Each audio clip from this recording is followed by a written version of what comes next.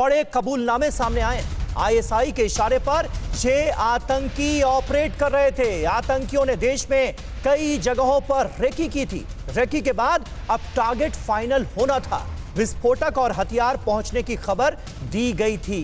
Delhi, UP और महाराष्ट्र में कई जगहों की इन आतंकियों ने रेकी की थी। यानी धमाकों को कहां पर अंजाम देना है, ये टारगेट सेट करने में लगे थे आतंकी।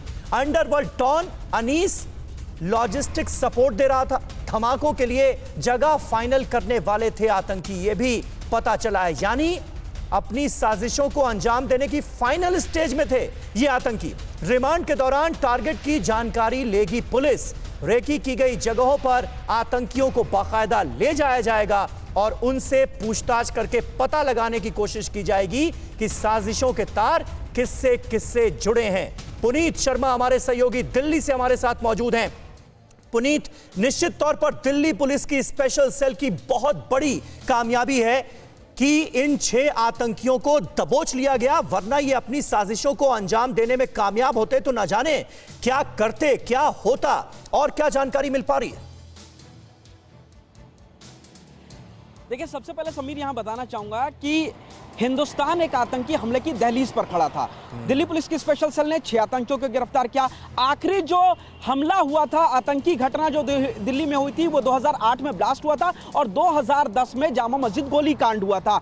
इसके बाद से एजेंसियां इतनी ज्यादा सतर्क थी, खासतौर से एनआईए की बात की जाए, दिल्ली पुलिस स्पेशल सेल, कि कोई भी आतंकी हमला नहीं हो पाया। और इसीलिए आईएसआई और अंडरवर्ल्ड दोनों अपने कदम पीछे रखे हुए थे, उनकी हिम्मत नहीं हो रही थी। लेकिन अब जाकर के इस साजिश को अंजाम देने की कोशिश की गई। अब जब दिल्ली पुलिस की स्पेशल सेल के शिकंजे में आए तो खुलासा यह हुआ है कि दिल्ली सहित कई और जगहों पर रेकी की इन लोगों ने। सबसे अहम कड़ी इसमें हो सकता है ओसामा, जो दिल्ली के जामिया नगर इलाके में शाहीन बाग में मकान में रहता था अपनी पत्नी के साथ। महज 22 साल की उम्र, ड्राई फ्रूट का बिजनेस करता था और इसी बिजनेस के सिलसिले में कई बार विदेश गया था। लेकिन दिल्ली की बजाय वो लखनऊ से फ्लाइट पकड़ करके मस्कट जाता है और वहां पे 15-16 और बांग्लादेशियों के साथ और अबू बकर के साथ समुद्र के रास्ते पाकिस्तान पहुंचता है। वहां पर वो खट्टा में ट्रेनिंग लेता है 15 दिन की बाद। यानी कि 2 आतंकियों, जीशान को और अबू बकर को ट्रेनिंग देने के बाद हिंदुस्तान भेजा जाता है और दिल्ली में ओसामा है। यानी कि दिल्ली एक प्राइम टारगेट माना जा सकता है। किन किन जगहों पर रेकी की, कौन कौन से टारगेट हो सकते हैं, दिल्ली पुलिस जानने की कोशिश कर रही है। लेकिन सबसे अहम यह है कि 1993 ब्लास्ट के बाद आईएसआई के और अंडरवर्ल्ड के कनेक्शन सामने आए हैं। अनीस इब्राहिम ने कहा था कि लॉजिस्टिक, बिल्कुल यही बड़ी बात है, यही बड़ी बात है और इसीलिए इसकी बहुत गहन तफ्तीश इस वक्त चल रही है। मुंबई एटीएस, मुंबई पुलिस भी अब इस मामले की जांच शुरू कर चुकी है। आने वाले वक्त में बड़े बड़े खुलासे होंगे।